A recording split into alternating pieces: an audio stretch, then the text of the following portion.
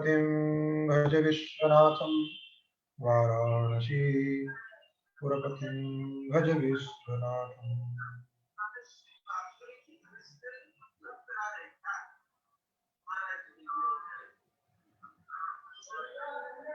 एक बार मैं देखता हूँ कट करके, फेसबुक पे चल रहा है, आवाज आ रही है?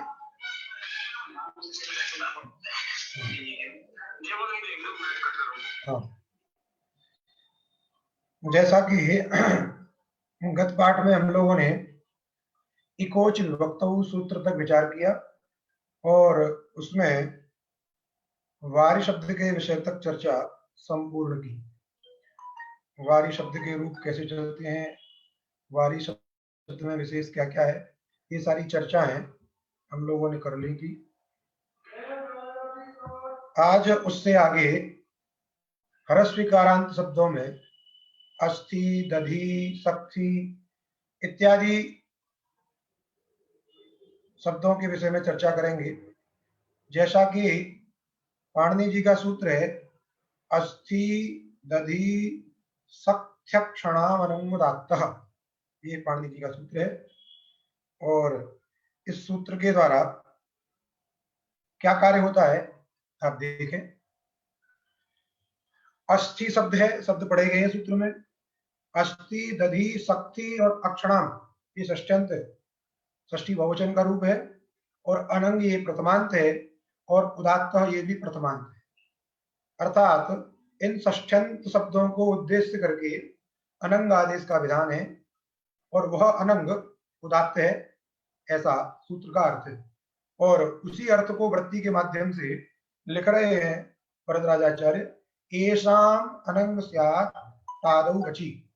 एषाम अर्थात अस्थ्यादि शब्दानाम, अस्थ्यादि जो शब्द हैं इनको अनंग आदेश होता है। कब होता है? तादौ अचि, टकारादौ अचि, अर्थात ट से लेकर सुख पर्यंत जो अजादी विभक्तियां हैं उन अजादी विभक्तियों के परे रहते इन इन शब्दों को अनंग आदेश होगा। यद्यपि सूत्र था इकोच विभक्तौ, पीछे आया था तिगंतस्य क्लीवस्य नुम अचि विभक्तौ, वो नुमागम करता था, लेकिन ये नुमागम न करके विशेष सूत्र है अस्थि, दधि इत्यादि, इसके द्वारा इन शब्दों को अनंगादेश होगा टादि विभक्तियों में। तो टादि विभक्ति से पहले हम प्रथमा द्वितीया में विचार करें तो इन्होंने रूप बनाया है दधि शब्द का। दधि शब्द का अर्थ जानते हैं आप, दही होता है। और दधि ये प्रातिपदिक है, नपुंसकलिंग प्रातिपदिक है, अतः नपुंसकलिंग प्रातिपदिक दधि शब्द से प्रथमा एक वचन में सुविभक्ति आई दधिसु, और दधिसु आने के बाद समूह नपुंसकात सूत्र के द्वारा उसका लुक हो गया, बन जाएगा दधि।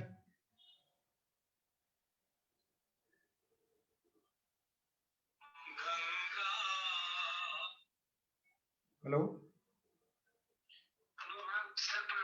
हाँ हाँ,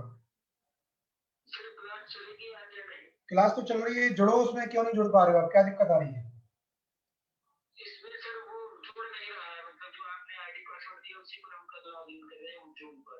दोबारा उसको बंद करके दोबारा चालू करो, चालू है पाठ तो मुझे बीच में बोलना पड़ रहा है, दोबारा जोड़ो। अगर वहां नहीं सुनाई दे रहा हो तो फेसबुक पेज पे देख लो फिर, वंदे मातरम फेसबुक पेज पे। तो अष्टि दधि शब्द से सुविभक्ति आई प्रथमा एक वचन में दधिसु, और समूह नपुंसकात सूत्र के द्वारा सु का लुक कर दिया तो बन गया दधि। अब दधि शब्द से अविभक्ति दधि अव, और नपुंसकाच सूत्र के द्वारा उसको सी कर दिया, बचा ई, और इगोच विभक्त सूत्र के द्वारा इगंत जो क्लीव है उसको लुमकागम हो जाया, आजादी विभक्ति के परे रहते तो रूप बन जाएगा दधिनी। जैसे वार वारिणी वारिणी बनता है, वैसे दधि दधिनी दधीन। जैसे वारिणी में बहुवचन में सी सर्वनाम स्थानम, जैसे सो सी से जो है उसकी सी आदेश हो जाएगा, और सी सर्वनाम स्थानम के द्वारा सर्वनाम स्थान संज्ञा, और जब सर्वनाम स्थान संज्ञा होगी ई बचेगा तो इकोच विभक्त सूत्र के द्वारा वहां पर नम का आगम हो जाएगा। तो जैसे वारिणी रूप बनता है वैसे दधीन ये रूप बन जाएगा। प्रथमा और द्वितीया दोनों विभक्तियों में समान रूप बनते हैं, इसलिए रूप में कोई अंतर नहीं है। तो दधि दधिनी दधीन, दधि दधिनी दधीन, इस प्रकार प्रथमा और द्वितीय में रूप बने।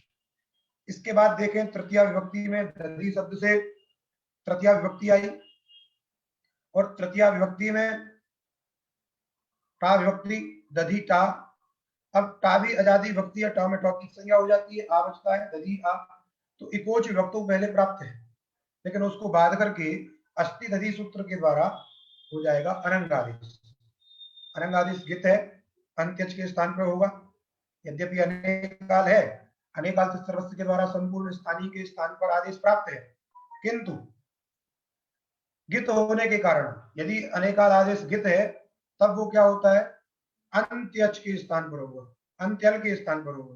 अंत्यल है दधि में इकार, उस इकार के स्थान पर हो जाएगा अनंगादेश और बन जाएगा दधि आ। क्या बन जाएगा, दधि दध अन आ, इकार के स्थान पर अनंग हो गया, बन गया दध अन आ, दधन आ। दधन आ बनने के बाद, दधन आ बनने के बाद अब अग्रिम सूत्र है लोप करने वाला अल्लोप पुनः। तो सूत्र में देखें अत लोप अन, अत माने अतः, अतः लोप अल्लोप, अत माने ह्रस्वकार, तपरकरण है इसलिए उसका अर्थ है ह्रस्वकार, उसका लोप होता है। लेकिन वो ह्रस्वकार किसका अवयव होना चाहिए, का अनः अवयव, अन का अवयव जो ह्रस्वकार है उसका लोप होता है। और क्या क्या विशेषण है उसके, अन के विशेषण यहाँ पर दो बताए जा रहे हैं।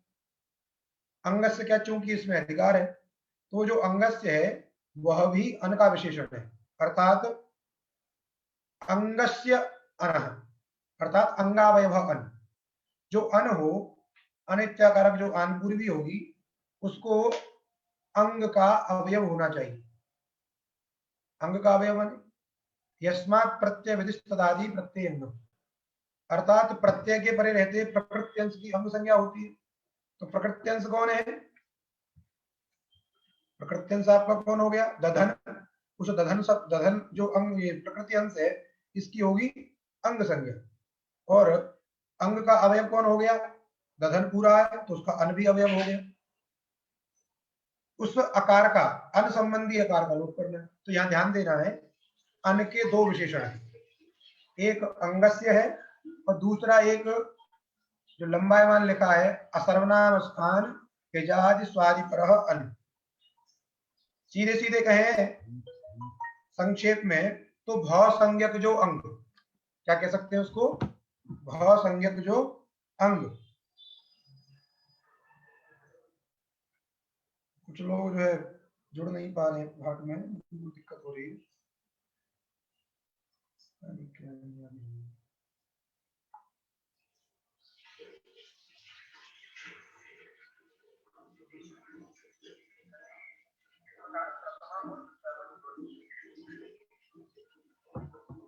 तो भाव संज्ञक जो अंग यदि इतना कह देते, वही ये जो आगे लिखा है असर्वनाम स्थान यदादि स्वादि परह, इसी का अर्थ है। अर्थात अन के दो विशेषण है, अंगस्य भी उसी का विशेषण है और भाव संज्ञक, अर्थात अन को भाव संज्ञक होना चाहिए और अंग का अवयव होना चाहिए। उसी को लंबायमान करके लिख दिया है अंगावयव असर्वनाम स्थान यजादि स्वादि परह यह अन। तत्संबंधी जो ह्रस्वकार यो अन तस्य अकारस्य लोपः, उसके आकार का लोप होता है। तो दधन में भावसंज्ञक अंग है दधन, उसी के संबंधी जो अन है उसके आकार का लोप हो जाएगा, ध भी हल हो गया, न भी हल हो गया और टा का आ उससे मिल जाएगा, बन जाएगा दधना।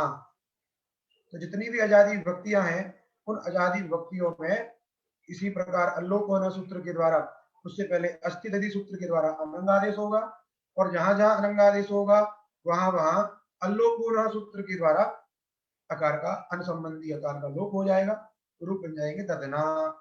व्यामादि विभक्तियों में कुछ नहीं करना है, दधिभ्याम दधिभि, दधने चतुर्थी एक वचन में, दधने दधिभ्याम दधिभ्य, दधना दधिभ्याम दधिभ्य, दधना दधनो इत्यादि। अब षष्ठी बहुवचन में क्या रूप बनेगा, यद्यपि षष्ठी बहुवचन में दधि शब्द से आम विभक्ति आने पर यहाँ पर यही रूप बनना चाहिए कि यहाँ पे अस्थि दधि सूत्र के द्वारा अनंग आदेश होना चाहिए। अब अनंग आदेश होने पर दधनाम रूप बनना चाहिए, लेकिन वहां पर लिखा रहता है दधी नाम इत्यादि। अब दधी नाम यदि रूप बनाते हैं तो कैसे बनेगा? यहाँ पर अस्थि दधि सूत्र क्यों नहीं लगेगा? विचार करने वाली बात है, यहाँ पे आप लोग भी विचार करिएगा। दधि शब्द से जब आम विभक्ति आ गई, सबसे पहले एकोच विभक्तो सूत्र प्राप्त रहेगा। जब एकोच विभक्तो प्राप्त होता है, उसी को बात करके अस्थि दधि सूत्र के द्वारा अनंगादेश आपने आजादी विभक्तियों में देखा ही। तो आम विभक्ति में भी यहाँ पर भी अनंगादेश होना चाहिए, दधनाम प्रयोग बनना चाहिए, लेकिन लोक में प्रयोग उसका दधी नाम इत्यादि रूप देखा जाता है। तो उसके विषय में क्या कहेंगे आप? तो वहां पर आप इकोच विभक्तों के द्वारा नुम ही करना है। क्यों? ह्रस्व नद्यापो नुट सूत्र है, ह्रस्वांत अंग जो है उसको, ह्रस्वांत अंग से परे जो आम विभक्ति है उसको नुट का आगम होता है, ह्रस्व नद्यापो नुट। वो 7-1-54 का सूत्र है। अष्टदही सूत्र जो है 7-7-1-75 का सूत्र है। इकोच विभक्त 7-1-73 का सूत्र है। यद्यपि अष्टदधी सूत्र पर है, फिर भी पूर्व विप्रच्छेद के द्वारा उसमें नुट ही करिए। क्या करिए? नुट करिए। क्यों नुट करना है हमको? क्योंकि नुट करने वाले सूत्र की जो अपेक्षा है वो कम है, वो निमित्त कम मानता है। ह्रस्वंत और नद्यंत और आवंत से परे जो आम विभक्ति है केवल निमित्त, उस निमित्त को मान करके, आम को मान करके केवल कार्य करता है। और अष्टदिधि सूत्र सामान्य सभी को निमित्त मानता है। इसलिए विप्रच्छेद, पूर्व विप्रच्छेद के द्वारा, यद्यपि परत्पात तो अनंग ही होना चाहिए, अनंग ही होना चाहिए, लेकिन यहाँ पर ह्रस्व नद्यापो सूत्र के द्वारा ही क्या करिए आप? नुट करिए, क्योंकि उसका जो निमित्त है वो केवल आम है। इसलिए अल्पापेक्षत्वेन वो अंतरंग हो जाएगा, अल्पापेक्षत्वेन अंतरंग हो जाएगा, और अंतरंग होने से वही कार्य होगा। तो दधि शब्द से आम विभक्ति आने पर नुट का आगम करिए, दधि नुट आम, उटावितौ दधि न आम, नामी सूत्र के द्वारा दीर्घ कर दीजिए, दधी नाम। और सप्तमी एक वचन में दधि शब्द से घी विभक्ति, दधीनी। अब घी विभक्ति रहने पर यहाँ पर वही कार्य करेंगे, अस्थि दधि सूत्र के द्वारा अनंग आदेश कर देना है, दधन ई, और सूत्र है आगे विभाषा गिस्यो। विभाषा गिस्यो सूत्र क्या करता है? अल्लोपोनः सूत्र के द्वारा जो कार्य होता है, अल्लोपोनः सूत्र के द्वारा जो कार्य होता है, वही कार्य विभाषा गिस्यो सूत्र के द्वारा भी होता है, लेकिन विकल्प से होता है, और निमित्त इसमें बदल जाता है। वहां पर सामान्य लोप करता था, निमित्त कुछ नहीं मानता था, लेकिन ये सूत्र विकल्प से लोप करेगा, और गी सप्तमी एक वचन को, और सी ये दो निमित्त माने थे। इसलिए उसकी वृत्ति में लिखा अंगावयव असर्वनाम स्थान यजादि स्वादि परः यह अन तस्य अकारस्य लोपो वास्यात् गी स्यो परतः। गी और सी के परे रहते विकल्प से लोप होगा। अर्थ वही है, अंग का अवयव जो अन और बहुसंज्ञक जो अन, अर्थात सर्वनाम स्थान भिन्न, यादि अजादि स्वादि परक ऐसा जो अन, तत्संबंधी जो अकार, उसका विकल्प से लोप होता है गी और सी के परे रहने पर। तो यहाँ गी परे है इसलिए लोप हो जाएगा विकल्प से। जब लोप हो गया तो दधन ही दधनी, जब लोप नहीं होगा तो दधनी। बात समझ में आई? और आगे लिखा शेषम वारिवत, जहां जहां अंतर था वे सभी रूप लिख दिए, जहां जहां अंतर था वे सभी रूप लिखे, दधना, दधने, दधना, दधना, दधनो, दधनो, दधनी, दधनी, इतने जगह अंतर था वारी से, इसलिए लिख दिया उनको।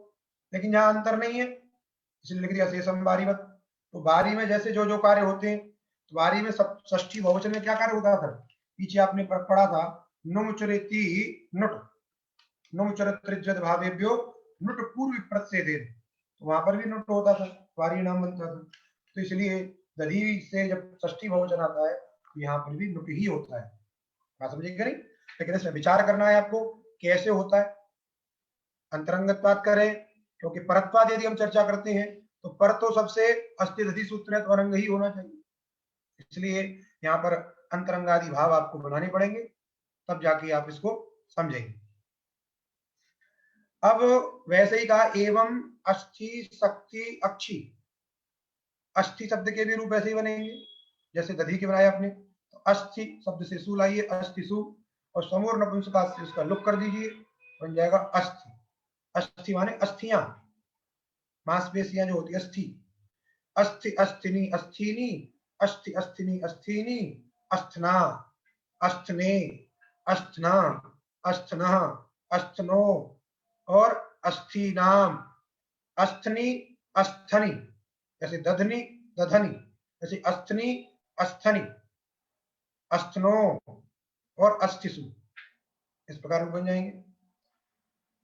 और वैसे ही शक्ति शब्द के भी रूप समझ लीजिए। शक्ति शब्द का अर्थ क्या होता है? जो उरु है, जंघा जिसको बोलते हैं हम, उसको शक्ति कहते हैं। और आपने गाड़ी देखी होगी, बैलगाड़ी। बैलगाड़ी में जो लंबी दो डंडे लगे रहते हैं, जिसको कि बैल के कंधे पर रखा जाता है, तो जो लंबे वाले जो डंडे होते हैं उनको भी शक्ति कहते हैं। इसलिए शक्ति शब्द का दो अर्थ है, उरु और सकटावय। इसलिए 2 नंबर टिप्पणी में देखेंगे आप, वहां लिखा है शक्ति शब्द उरऊ सकटावयवे च। चूंकि उरु दो होती है इसलिए उरऊ दुर्जन दिया उसने, और सकट का जो अवयव है, सकट माने बैलगाड़ी, उसका जो अवयव, तो लंबी सी जो दो लकड़ी लगी रहती है, जिसको कि बैल के या भैंसे के कंधे पर रखा जाता है, उसको बोलते हैं शक्ति। तो इसके भी रूप ऐसे ही चल जाएंगे शक्ति इत्यादि के। अक्षी शब्द का अर्थ क्या है? तो का अक्षी माने नेत्र, इसके भी रूप ऐसे चल जाएंगे। अक्षी अक्षणी अक्षीणी, अक्षी अक्षिणी अक्षिणी, अक्षणा, अक्षणा तो प्रयोग मिलता ही, अक्षणाकाण ये नाम विकार, अक्षणा, अक्षणे, अक्षण, अक्षण, अक्षणो, अक्षीणाम, क्या बन जाएगा उधर? अक्षीणाम। और अक्षी अक्षणी क्या बन जाएगा? अक्षणी और अक्षणी और अक्षणी, अक्षण अक्षणी और अक्षणी, अक्षणों और अक्षिसु, इस प्रकार अक्षी शब्द के भी रूप चल जाएंगे। अब यहां तक हो गए ह्रस्व इकारांत शब्द। अब ह्रस्व इकारांत शब्दों का निरूपण करने के पश्चात दीर्घ इकारांत शब्दों का निरूपण कर रहे हैं। दीर्घ इकारांत शब्द जैसे है सुधी, सुधी शब्द ये जो है दीर्घ इकारांत शब्द है। सुधी बनेगा कैसे? सुष्ठु ध्यायति यत्कुलम, नपुंसकलिंग में ले जाना, ऐसा कुल जो अच्छा ध्यान करता हो उसको बोलेंगे सुधी कुलम। तो ये दीर्घ इकारांत प्रातिपदिक है। सुधी दीर्घ इकारांत प्रातिपदिक है, लेकिन इसको ह्रस्व नपुंसक के प्रातिपदिक सूत्र के द्वारा ह्रस्व हो जाता है। दीर्घ इकार को ह्रस्वकार हो गया, बन गया सुधी। अब प्रथमाएक वचन में सु विभक्ति आई, समूर नपुंसक से उसका लोप हो गया, बन गया सुधी। सुधि सुधिनी सुधीन, सुधि सुधिनी सुधीन, प्रथमा द्वितीया के रूप बन गए। संबोधन में जैसे हे बारी हे बारे दो रूप बनते थे, ऐसे हे सुधे हे सुधी दो रूप बन जाएंगे। नलमता नित्यत्वाद इत्यादि जो आपने पढ़ा था पीछे, इसके भी रूप बन गए हे सुधे हे सुधी। अब तृतीयादि जो विभक्तियां हैं उनमें कुछ अंतर है। क्यों? एक ऋषि है गालव नाम के, गालवाचार्य ऋषि हैं। फिर ऋषि कुछ विशेष चाहते हैं। वे क्या चाहते हैं कि सुधी शब्द के दो तरीके के रूप बने, अर्थात यहां पर कुंभल भाग हो जाए, ऐसा गालव ऋषि चाहते हैं। अब उसी को बताने के लिए, अर्थात गालव ऋषि को मत को प्रतिपादन करने के लिए पाणिनि जी ने सूत्र बनाया, तृतीयादिषु भाषित पुंस्कम पुंबद गालवस्य। तृतीयादिषु सप्तम यंत्र शब्द है, भाषित पुंस्कम तृतीयांत है, और पुंबद पुंबद ये प्रथमांत है, गालवस्य ये षष्ठांत है। गालवस्य मते, गालवाचार्य मते पुंबद भवति। कस्य भवति? भाषित पुंस्कम, भाषित पुंस्कम यत्, अर्थात भाषितः पुमान येन असौ भाषित पुंस्कः स अस्यास्ति इति भाषित पुंस्क एव, अर्थात दिच करना है उसमें, अर्थात जिसके द्वारा पुमान भाषित होता है ऐसा जो शब्द, पुंबत का भान कराने वाला शब्द जिसके अंदर पुंस तो रहता हो। भाई चर्चा चल रही है नपुंसकलिंग शब्दों की, उसके अंदर पुंस तो कैसे रहेगा? तब उसी को बताने के लिए उसकी व्याख्या कर रहे हैं।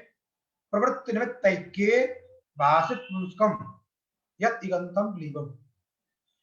जब शब्द नित्य लिंगक होता है, जैसे राम शब्द है वो नित्य पुल्लिंग शब्द है, तो उसको भाषित पुंस्क नहीं कहेंगे। या अन्य कोई शब्द है, ज्ञान शब्द है, वो भाषित पुंस्क नहीं है। क्यों? क्योंकि उसमें किसी भी दूसरे लिंग का प्रवृत्ति निमित्त नहीं है, वो केवल उसी शब्द का प्रवृत्ति निमित्त है। लेकिन जो सुधी शब्द है, ये सुधी शब्द नपुंसक लिंग में भी प्रयोग होता है और पुल्लिंग में भी प्रयोग होता है। क्यों? सुधी माने कोई व्यक्ति भी हो सकता है, राम सुधी है, अथवा कोई कुल भी सुधी हो सकता है। इसलिए सुधी शब्द नपुंसक लिंग में भी प्रयुक्त होता है और पुल्लिंग में भी प्रयुक्त होता है। अब नपुंसक लिंग में प्रयुक्त है और पुल्लिंग में प्रयुक्त है, ये दोनों शब्द एक ही है या अलग अलग है? तो इनके प्रवृत्ति निमित्त को हमको देखना होगा। जैसे घट को घट क्यों कहते हैं? क्योंकि उसमें घटत्व है। अब जहां जहां घटत्व रहेगा उस सब को हम घट से व्यवहार करेंगे। जिसमें मनुष्यत्व रहेगा उसको हम मनुष्य शब्द से व्यवहार करेंगे। वैसे ही इसका जो शब्द का प्रवृत्ति निमित्त है, तो सुधी शब्द का प्रवृत्ति निमित्त क्या है? शोभन ध्यान कर्तृत्व। इसका प्रवृत्ति निमित्त क्या हुआ? शोभन ध्यान कर्तृत्व, अच्छा ध्यान करना। ये जो शोभन ध्यान कर्तृत्व प्रवृत्ति निमित्त है, ये पुरुष में भी रहता है और ये किसी कुल में भी रहता है। इसलिए प्रवृत्ति निमित्त कुल में भी रहा और प्रवृत्ति निमित्त किसी व्यक्ति विशेष में भी रहा। अतः इस सुधी शब्द का जो प्रवृत्ति निमित्त है वो पुल्लिंग में भी है और नपुंसक लिंग बोधक शब्द में कुलादि में भी है। अतः ये सुधी शब्द का प्रवृत्ति निमित्त समान है और समान होने के कारण जब प्रवृत्ति निमित्त समान होता है उसी को भाषित पुंस्क कहते हैं। पुमान कब भाषित होगा? दूसरे लिंग का प्रतिपादन कोई कब करेगा? जब उसमें उस लिंग में प्रवृत्त होने वाला जो प्रवृत्ति निमित्त है वो रहे। ऐसे कभी किसी व्यक्ति को हम अन्य शब्दों से व्यवहार करते हैं, उसमें उसके प्रवृत्ति निमित्त का आरोप करते हैं। जैसे किसी व्यक्ति को हम कह देते हैं तो बड़ा गधा है, मूर्ख है। तो गधा है कहने का मतलब क्या है? उसमें रासवत्व का आरोप करते हैं, प्रवृत्ति निमित्त का आरोप करते हैं, तब जाके हम उसको गधा शब्द से व्यवहार करते हैं, रासव शब्द से व्यवहार करते हैं। वैसे ही शोभन ध्यान कर्तृत्व कुल में भी है, वैसे ही पुरुष में भी है। अतः दोनों के प्रवृत्ति निमित्त समान है, दोनों के प्रवृत्ति निमित्त समान है। अतः प्रवृत्ति निमित्त समान होने के कारण नपुंसक लिंग में प्रयुक्त जो शब्द है वह शब्द भाषित पुंस्क हुआ, क्योंकि इसके द्वारा पुमान भाषित हो रहा है। समझे कि नहीं? है तो वो नपुंसक लिंग, लेकिन उसके द्वारा भाषित कौन हो रहा है? पुमान भी हो रहा है, पुल्लिंग भी हो रहा है। इसीलिए इस प्रकार के जो शब्द होते हैं उन शब्दों को अनियत लिंगक शब्द कहते हैं। क्या कहते हैं उनको? अनियत लिंगक शब्द। अर्थात तात्पर्य यहाँ यही है, जो अनियत लिंगक शब्द है, जो अनियत लिंगक जो इगंत नपुंसक लिंग रहेगा, ये जो प्रवृत्ति निमित्त ऐक्य, ये व्याख्या है भाषित पुंस की। भाषित पुंस कोई कब होता है? जब उसका प्रवृत्ति निमित्त एक होता है। जिन दो शब्दों का प्रवृत्ति निमित्त समान है वह शब्द भाषित पुंस्क है। दूसरे के धर्म को कहना, शब्द है नपुंसक लिंग का लेकिन पुल्लिंग को भी कह रहा है, इसलिए वह शब्द भाषित पुंस्क है। और वो कब होता है? प्रवृत्ति निमित्त के समान होने, इसलिए कह दिया प्रवृत्ति निमित्त ऐक्य। 3 नंबर टिप्पणी पर देखिए, आप कह रहे हैं सुधी शब्दस्य प्रवृत्ति निमित्तम शोभन ध्यान कर्तृत्वम तच्च पुं स्त्री क्लीवेशु समानम। ये जो शोभन ध्यान कर्तृत्व है ये किसी पुरुष में भी है, वैसे ही किसी स्त्री में भी हो सकता है, किसी नपुंसक लिंग बोधक शब्द में भी रह सकता है, इसलिए तीनों में समान है। तस्मिन् सति, इस प्रकार का रहने पर भाषित पुंस्क जो सुधी शब्द है उसको उक्त स्थले अर्थात तृतीयादिषु विभक्तिषु परेषु, तृतीयादि विभक्तियों के परे रहने पर, तृतीयादि जो अजादि विभक्तियां हैं उनके परे रहने पर कुंभद भाव होता है। क्या होता है? हमसे कुंभद भाव होता है। कुंभद भाव करने का फल क्या होगा? कुंभद भाव करने का फल ये होगा कि यहाँ पर नपुंसक लिंग को मान करके होने वाले जो जो कार्य हैं, जैसे ह्रस्व नपुंसके प्रातिपदिक से ह्रस्व होता है, क्योंकि सुधी शब्द दीर्घिकारांत है, तो दीर्घिकारांत को क्या हो जाता है, नपुंसक लिंग में ह्रस्व होता है। यदि पुंबद भाव हो जाएगा तो ये ह्रस्व नहीं होगा। बात समझ में आई? ऐसे ही इकोच विभक्तौ सूत्र के द्वारा नुम का आगम होता है, इकोच विभक्तौ सूत्र के द्वारा नुम का आगम भी नपुंसक लिंग में होता है, इगंतस्य क्लीबस्य, वो भी नहीं होगा। क्यों? इसको पुंबद भाव हो गया। तात्पर्य यही हुआ कि पुंबद भाव करने का प्रयोजन है उस शब्द को तृतीयादि अजादि विभक्तियों में ह्रस्व नहीं होगा, और साथ साथ इकोच विभक्तौ सूत्र के द्वारा नुम का आगम भी नहीं होगा। यही है इसका फल। तो इसकी व्याख्या देखिए आप, प्रवृत्ति निमित्त ऐक्ये, प्रवृत्ति निमित्त एक होने पर वो क्या होगा, भाषित पुंस्क होगा। ऐसा जो भाषित पुंस्क, कौन, इगंत नपुंसकलिंग शब्द, क्योंकि भाषित पुंस्कम जो सूत्र में लिखा है वो सूत्र में अरसाध्य जंत है। भाषित पुंस्कम अस्य अस्ति, असौ भाषित पुंस्कः शब्दः। हाँ, विशेष से कौन है, शब्द है, नपुंसकलिंग क्लीब जो है, इसलिए नपुंसकलिंग वहां पे आ गया और इक की अनुवृत्ति आ रही है इकोच विभक्तौ से, इसलिए अर्थ हो गया इगंतम क्लीबम, तो अर्थ हो गया भाषित पुंस्कम इगंतम क्लीबम। समझे कि नहीं? तो प्रवृत्ति निमित्त एक रहने पर वो क्या हुआ, भाषित पुंस्क हुआ। ऐसा जो भाषित पुंस्क इगंत नपुंसक लिंग शब्द, उसको पुंबद भाव होता है गालव ऋषि के मत में, अर्थात विकल्प से टादि अजादि विभक्तियों के परे रहते। तो टादि अजादि विभक्तियों के परे रहते सुधी शब्द को क्या होगा, पुंबद भाव होगा। जैसे सुधी शब्द से जब तृतीया एक वचन आएगा सुधीटा, इसको पुंबद भाव हो गया। जब पुंबद भाव हो गया तो यहाँ पर ह्रस्व नपुंसक के प्रातिपदिक सूत्र के द्वारा ई को ह्रस्व नहीं होगा, तब ह्रस्व नहीं होगा, और साथ साथ इकोच विभक्तौ सूत्र के द्वारा नुम का आगम भी नहीं होगा, क्योंकि पुंबद भाव हो गया। तब क्या होगा, अब यहाँ पर अचिष्ण धातु रुवाम योगंगो सूत्र के द्वारा यंग आदेश कर देना, तो बन जाएगा सुधिया। क्या रूप बन जाएगा, सुधिया। जब पुंबद भाव नहीं होगा आदि विभक्तियों में, तो वहां पर क्या होगा, ह्रस्व हो जाएगा, और ह्रस्व होने के बाद में इकोच विभक्तौ सूत्र के द्वारा नुम का आगम होगा, और नुम आगम होने के बाद बन जाएगा रूप सुधिना। दो दो रूप बन जाएंगे अजादि विभक्तियों में, सुधिया सुधिना, सुधिये सुधिने, सुधियः सुधिनः। वैसे ही षष्ठी में भी वही सुधियो सुधिनो, और सुधियाम वैसे ही सुधिनाम, सुधी नाम बन जाएगा, वहां पर दीर्घ हो जाएगा नामी से, और सुधी और बन जाएगा सुधिनी इत्यादि। वैसे ही आगे सुलु शब्द भी आएगा, लेकिन उससे पहले मधु शब्द की चर्चा करें। तो ये सुधी शब्द जो है दीर्घ इकारांत था। क्या था ये, दीर्घ इकारांत शब्द। तो एक दीर्घ इकारांत बताने के बाद में अब ह्रस्व उकारांत शब्द बता रहे हैं, मधु। क्या बता रहे हैं, मधु। मधु शब्द का अर्थ है शहद, जानते ही। तो मधु शब्द से क्या करना है, सुविभक्ति लानी, मधुसु, और समूर नपुंसक से इसका लुक कर देना, तो बन जाएगा मधु। मधु मधुनी मधुर, मधु मधुनी मधुर, इस प्रकार रूप बनेंगे। और संबोधन के रूप बता दिए, संबोधन में क्या बनेगा, हे मधो हे मधु, हे मधो हे मधु इत्यादि रूप बन गए।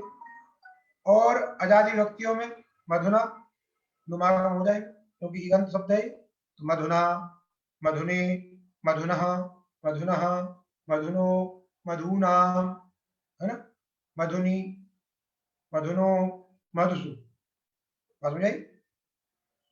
इस प्रकार रूप बन जाएंगे। अब आगे देखिए, शब्द आया सुलु शब्द। क्या आया, सुलु। अब दीर्घ उकारांत शब्द है ये सुलु, प्रातिपदिक। प्रातिपदिक क्या है, सुलु। सुलु प्रातिपदिक ये पुल्लिंग में भी रहता है, नपुंसकलिंग में भी रहता है। क्यों, सुलु का मतलब क्या है, शोभन लवन कर्तृत्व, इसका प्रवृत्ति निमित्त है, जो अच्छी तरीके से काटता हो। तो ऐसा धर्म किसी पुरुष में हो सकता है, स्त्री में हो सकता है, किसी नपुंसकलिंग में भी हो सकता है, कुल में। इसलिए ये शब्द भी भाषित पुंस्क है, ध्यान देना है। अब सुलु शब्द दीर्घ उकारांत है, पहले प्रथमादि रूप बना लेती है। दीर्घ उकारांत होने पर उसको ह्रस्व नपुंसक प्रातिपदिक से ह्रस्व हो जाता है, तो बनता है सुलु, और सु विभक्ति का लुक हो जाता है समूह नपुंसक से, तो बनता है सुलु सुलुनी सुलूनी, सुलु सुलुनी सुलूनी। अब तृतीया विभक्ति में कुंभद भाव हो जाएगा, जब कुंभद भाव हो जाएगा तो क्या बनेगा, सुलु शब्द से आ विभक्ति सुलु आ, और क्या कर देना यहाँ पे, यण कर देंगे, बात समझे कि नहीं, यण, यण करने पर क्या बन जाएगा, क्योंकि ओ सुपी सूत्र है, पीछे जो सुधी शब्द है उसमें भी आपको ध्यान देना है। जब सिद्धांत कौमुदी आप पढ़ेंगे तो दो चीजें समझ में आएंगी, जब सुधी शब्द की व्युत्पत्ति हम सोवन ध्यान कर्तृत्व के रूप में करते हैं, कृदंत आदि शब्द मानकर ही करते हैं, तो वहां पर इयंग आदेश होता है, और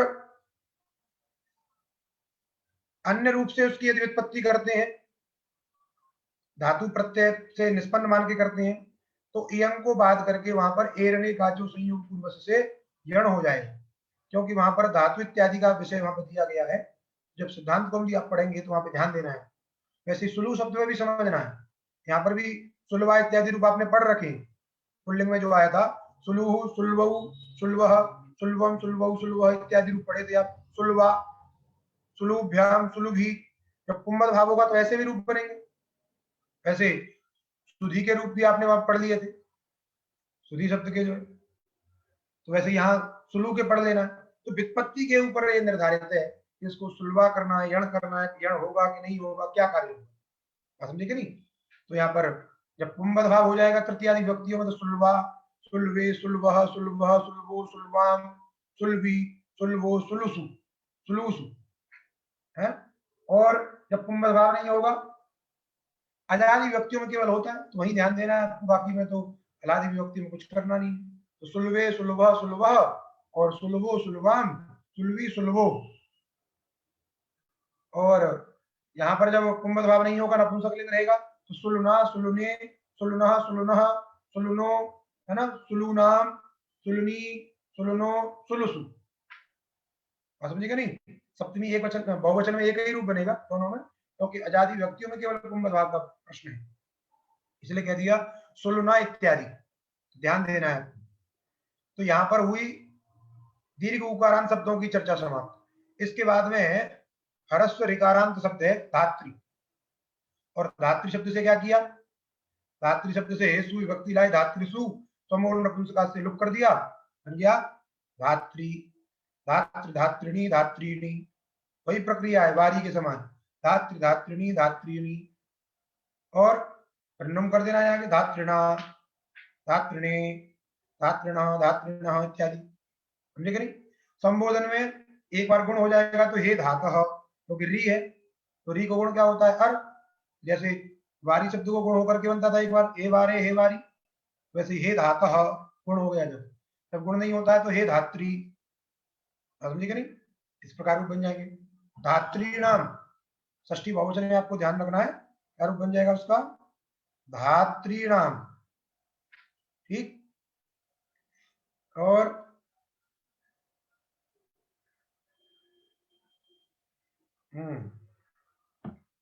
इसके बाद एवं ज्ञात्रादय, इसी प्रकार जैसे धात्री के रूप बने हैं वैसे ही ज्ञात्री शब्द के रूप भी बन जाएंगे, ज्ञात्री, समझे नहीं, ज्ञात्री ज्ञात्रिणी ज्ञात्रिणी ज्ञात्री ज्ञात्रिणी ज्ञात्रिणी ज्ञात्रिणा इत्यादि। अब ये ऋकारांत शब्दों की चर्चा हुई, ऋकारांत शब्दों के बाद में ओकारांत शब्द की चर्चा कर रहे हैं। क्या कर रहे हैं, ओकारांत। क्या है ओकारांत शब्द, प्रद्यो शब्द है, प्राकृतिक क्या है प्रद्यो। अब प्रद्यो शब्द है, ध्यान देना है आपको, प्रद्यो शब्द को ह्रस्व होगा, क्योंकि सूत्र है ह्रस्व नपुंसक प्रातिपदिक से, नपुंसक लिंग में क्या होता है प्रातिपदिक को ह्रस्व होता है। अब ये जो ओ है ये दीर्घ है, क्योंकि एच दीर्घ होते हैं, ह्रस्व नहीं होते, लेकिन सूत्र तो कहता है ह्रस्व नपुंसक प्रातिपदिक से, नपुंसक लिंग में विद्यमान जो प्रातिपदिक है उसको ह्रस्व होता है। तो ओकार को ह्रस्व क्या हो, ओकार को ह्रस्व क्या हो, ये बात यहां समझनी होगी। उसी बात को समझाने के लिए पाणिनि जी ने सूत्र बनाए। तो पहले हम ये चिंता करें कि ह्रस्व जो धर्म है किस किस वर्ण का है। तो अ ई उ री, समझेगा नहीं, और री, अ ई उ री, इन वर्णों का ही धर्म है ह्रस्व। अ भी ह्रस्व होता है, ई भी ह्रस्व होता है इत्यादि, इन इन वर्णों में ह्रस्वत्व धर्म रहता है। तो ओ को ह्रस्व क्या हो, अ ई उ इत्यादि में से। तो यहाँ पे बात समझने वाली है कि ओ की निष्पत्ति जो होती है वो अ और उ को मिला के होती है। वैसे ही जो आई होगा या ए होगा उनको ह्रस्व करना होगा, तो उनके स्थान पर भी ह्रस्व क्या करेंगे। तो चाहे ए हो, आई हो, ओ हो, औ हो, इनमें ह्रस्व यदि करना है तो क्या होगा। तो सबसे पहले ये देखें, ए और आई इनकी निष्पत्ति कैसे होती है। अ ई को गुण करते हैं तो ए बनता है, वृद्धि करते हैं तो आई होती है, समझे कि नहीं। और उधर अ उ को मिला के ओ और औ का निर्माण होता है। तो ह्रस्वत्व धर्म यद्यपि अ ई उ री इनमें है, लेकिन फिर भी आंतरतम्यात हमको उससे मिलते जुलते जो हो, उसके गुण धर्म वाले जो हो, उन्हीं को लेना चाहिए। तो गुण धर्म मिलने वाले से मतलब क्या हुआ, उन दो दो वर्णों से मिलकर के ये वर्ण बनते हैं। तो निश्चय ये भी हो सकता है कि ए और आई इनके स्थान पर या तो आ हो या ई हो, ओ और औ इनके स्थान पर या तो अ हो या उ हो, ये निश्चय हो सकता है। लेकिन फिर भी एक वर्ण नहीं आएगा। जब एक वर्ण नहीं आएगा तो एक बार अ हो जाए, एक बार ई हो जाए, एक बार अ हो जाए, एक बार उ हो जाए, इस प्रकार से भी हम व्यत्यास कर सकते हैं, एक एक बार दोनों को कर सकते हैं, क्योंकि नियम तो कोई है नहीं। तो ह्रस्व जब करने का विधान सूत्र ने कर दिया है तो यहाँ पर आपत्ति आ रही है कि क्या ह्रस्व करें। कुछ आंतरतम में मिलाते हैं तो अ भी मिलता है, ई भी मिलता है, उ भी मिलता है, या तो दोनों को कर दें पर्याय से, या एक को करें तो किसको करें। कोई कहेगा हम अ को करेंगे, कोई कहेगा हम ई को करेंगे, कोई कहेगा हम उ को करेंगे। तो ये अव्यवस्था हो रही थी। इसी अव्यवस्था को देख करके पाणिनि जी ने सूत्र बनाया, एच इक ह्रस्वादेशे। ये नियम सूत्र है, क्योंकि ह्रस्व आदेश सिद्ध है।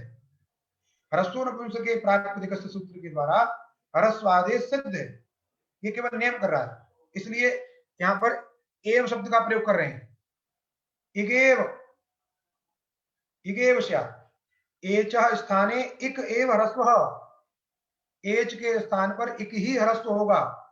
अर्थात जो कदाचित कहते थे अ भी ह्रस्व हो जाए, वो नहीं होगा। रील री की चर्चा इसलिए नहीं है क्योंकि उनके साथ में कोई भी आंतरतम्य नहीं, कुछ भी आंतरतम्य नहीं है। ई हो सकता है क्योंकि ए का और आई का जो उच्चारण स्थान है कंठ तालु है, यद्यपि संपूर्ण स्थान तो नहीं मिलता है, लेकिन यत्किंचित स्थान साम्य तो है ही, तालुत्वेन कंठ स्थान साम्य ही है। वैसे ही ओ के साथ में उ का कोष्ठ स्थान साम्य रहेगा, तो यत्किंचित स्थान साम्य लेकर के अ प्राप्त होगा, ई प्राप्त होगा अथवा उ प्राप्त होगा। रील री तो प्राप्त नहीं हो रहे, क्योंकि उनका तो अलग ही है, मूर्धा है और री का दंत है। इसलिए ए ओ आई औ इनके साथ में उसका कोई स्थान साम्य नहीं। जब भी होगा अ ई उ तीनों का होगा। अब तीन में से किसको करना है, किस तरीके से करना है, उसके लिए नियम बना दिया, ए च इगेव, ए चौ को इक ही होगा। अब इक होगा तो इक में कितने वर्ण आते हैं, ई उ रील री, ई उ रील री। अब रील री के साथ में तो स्थान साम्य नहीं है, तो रील री छूट गए, बचे क्या, ई उ। इसका मतलब ए और आई इनके स्थान पर ई ह्रस्व होगा, और ओ और औ इन दोनों के स्थान पर उ ह्रस्व होगा। कदाचित आपके मन में संदेह हो सकता है कि जब ई और उ ये दो ही ह्रस्व करने थे, तो यहाँ ए च इक की जगह ए च इण कह देते, क्या कह देते, ए च इण ऐसा कह देते। तो यदि ए च इण कहते तो इण जो प्रत्याहार है वो व्याकरण में पर्णकार तक लिया जाता है, तो और ज्यादा अक्षर बढ़ जाते, बहुत सारे अन्य स्थल बिगड़ जाते। इसलिए इण ना कह करके यहाँ पे इक ही कह रहे हैं, और इक में रील री की निवृत्ति के लिए बताई दिया क्योंकि इसके साथ में स्थान साम्य नहीं है। तो बच्चे जो ई और उ है वही ह्रस्व होंगे। इसलिए कह दिया आदिश्यमानेषु ह्रस्वेषु। आदिश्यमान, क्योंकि ह्रस्व नपुंसक के सूत्र के द्वारा आदेश किया जा चुका है, ह्रस्वादेश किया जा चुका है। उनमें से ह्रस्वादेश में से एच के स्थान पर यदि ह्रस्व करना है तो कहा इगेव ह्रस्व, एक ही ह्रस्व होगा नान्य, तो अकार की निवृत्ति हो गई। क्या हो गई? अकार की निवृत्ति हो गई। इसलिए अक नहीं कहा या अण नहीं कहा, बात समझेगा नहीं, क्योंकि अ को तो हटाना ही, क्योंकि अ के साथ में स्थान साम्य मिलता है।